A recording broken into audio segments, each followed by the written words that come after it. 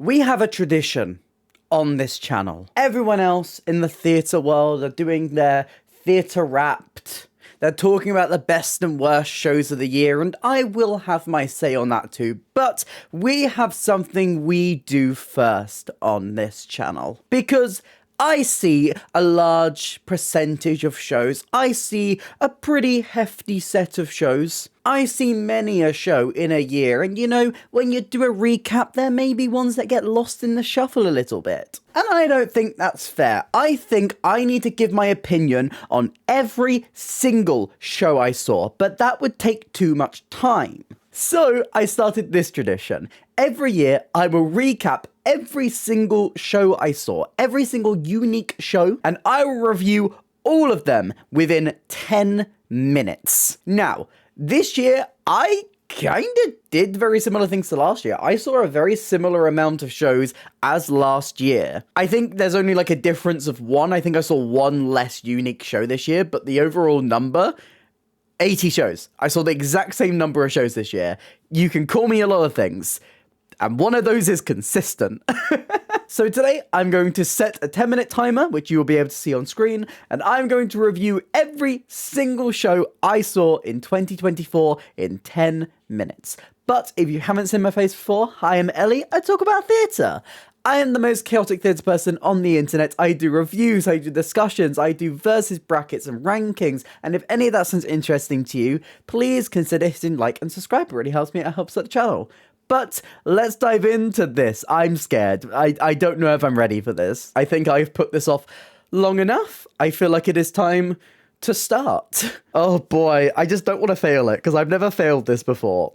And I don't know what I'll do if I mess it up and fail it. I guess I just try and record it again. You only get the successful take.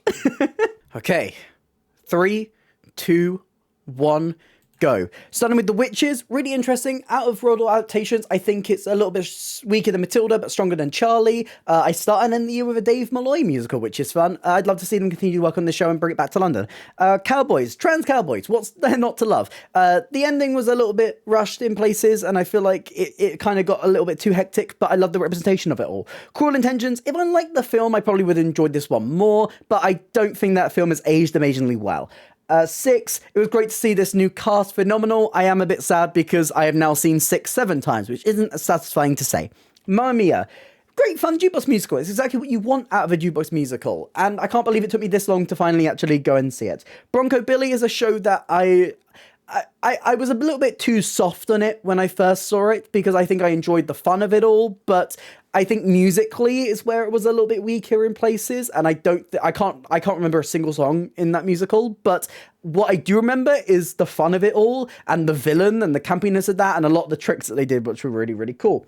I Should Be So Lucky should have just been the Kylie Minogue jukebox musical, honestly, with the amount of time and focus they put on Kylie Minogue. It probably should have just been her jukebox musical. My main problem with this one was the script, just because I feel like there was a lot that they could have done with that story, because it was actually a pretty good story, just not amazingly executed. A Mirror, I really like a lot of the ideas of censorship in there. I just don't think the execution was incredible in places. I like the format and the ideas of that, but I did struggle with this one overall. Guys and Dolls, it's immersive Guys and Dolls. I had so much fun. If you can make me stand for 3 hours and enjoy Guys and Dolls and go back, I saw Guys and Dolls 3 times this year.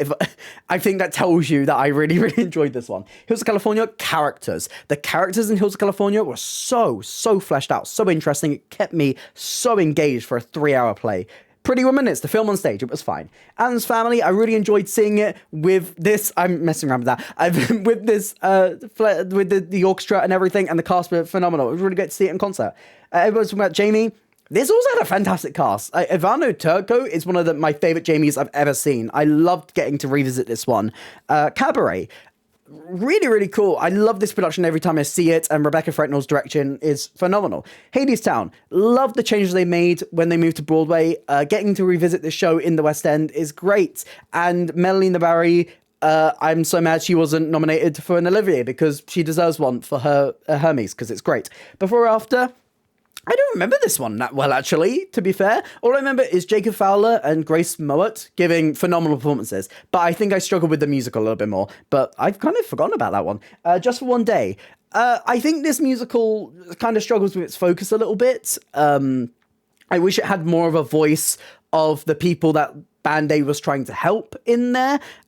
Some more authentic voices from there, but a really, really interesting, really come from away vibes, which I really appreciated from it. Standing at Sky's Edge, the storyline is what I really connected to with this one, and Chris Bush's writing was just phenomenal through this.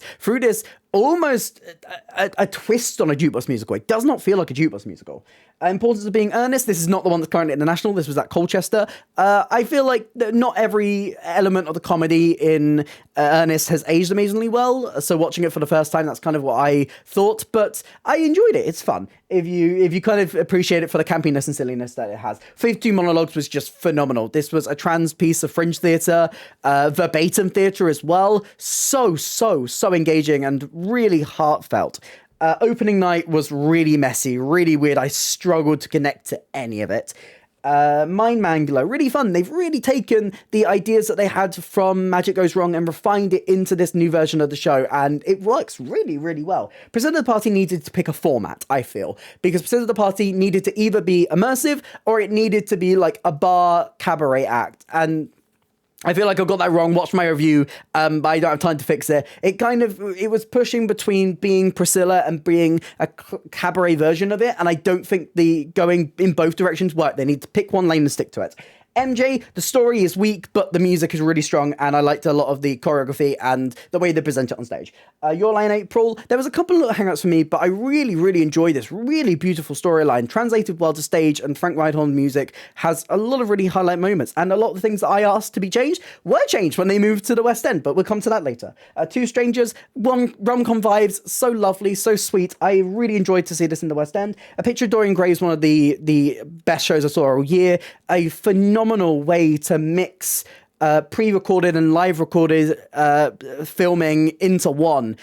Just phenomenal. And Sarah Schnook, absolutely phenomenal in that role. Pippin, great casting, really, really great casting. That's my hang up of that one. Probably the strongest concert of the year. Spirited Away, I really enjoyed it. It was really nice to see like authentic Japanese theatre on stage. They translated the film very faithfully, and I feel like a lot of people will really enjoy that. Midsummer was nice. It was this sweet, almost rom-com vibes, play with music, and I feel like that music was integrated really well. Twelfth Night, I really like the queer elements to this that they added. It was a good production, a good Shakespeare production.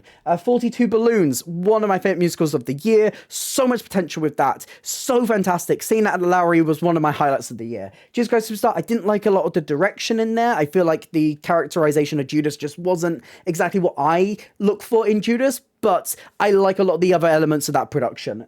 People, Places and Things was phenomenal, brilliant, so gripping. The twists and turns in that play, I did not see coming. Passing Strange, again, really, really phenomenal theatre, a really different style of musical, which I thoroughly enjoyed. Mickey Show Theatre Live, I'm biased, I really liked it. Heathers, Esme Bowdler is the person I want to highlight here, because Heather Chandler is one of my favourites I've seen ever, and it really worked at Soho Place. I wasn't expecting it to really work there, but it did. Next up, Kathy and Stella, Solve a Murder. Really fun, really fun. It had those fringy vibes, but built up with a great set design. Hamilton, I get to see the cast before cast change, and with a lot of covers, which is really cool, and really reignited my love for Hamilton. Babies, so fun, so youthful, so perfectly in character for young people today. Sister Act, I can't believe they made Sister Act more gay. I love it. I'm here for it.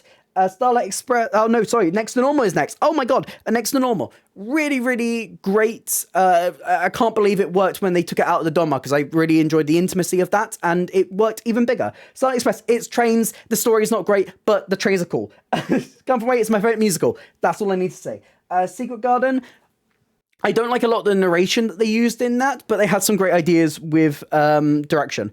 Your Line April, they made a lot of great changes to this. I really, really enjoyed it moving upwards. Fangirls, really cool. A lot of the projections in that show and like the video design was incredible. A little bit of a rushed ending, but like I am doing right now, a little bit of a rushed ending, but it was really, really fun. Hello Dolly, flashy, big, camp, exactly what you want out of a revival. Kiss Me Kate, I struggled with a little bit more. I didn't like a lot of the storyline, and I wasn't a massive fan of a lot of the music. I speak about that more in my review, but I did struggle with this one a bit more. Mean Girls has made great changes, and I have to give it credit for that. I'm still not a massive fan of the musical on a whole, but they've made great changes to the structure that really worked for London. Why Am I So Single?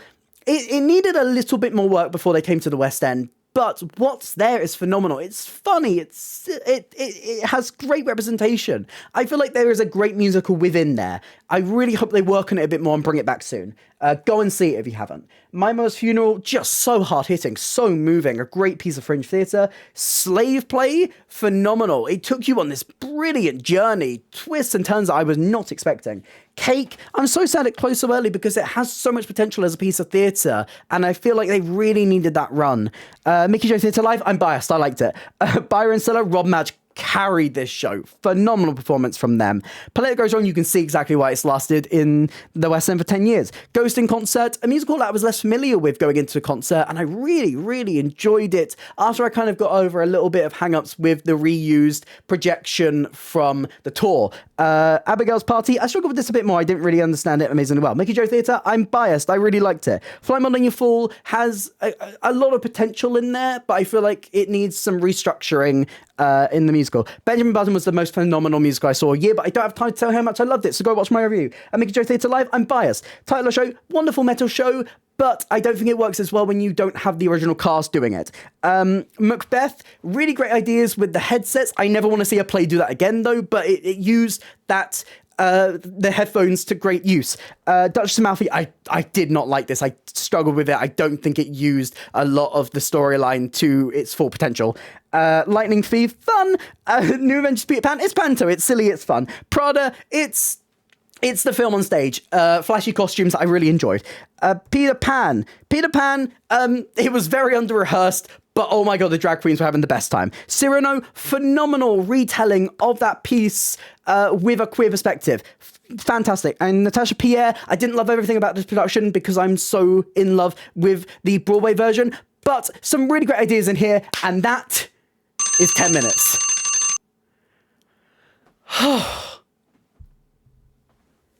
Oh god. Okay. Let's reflect.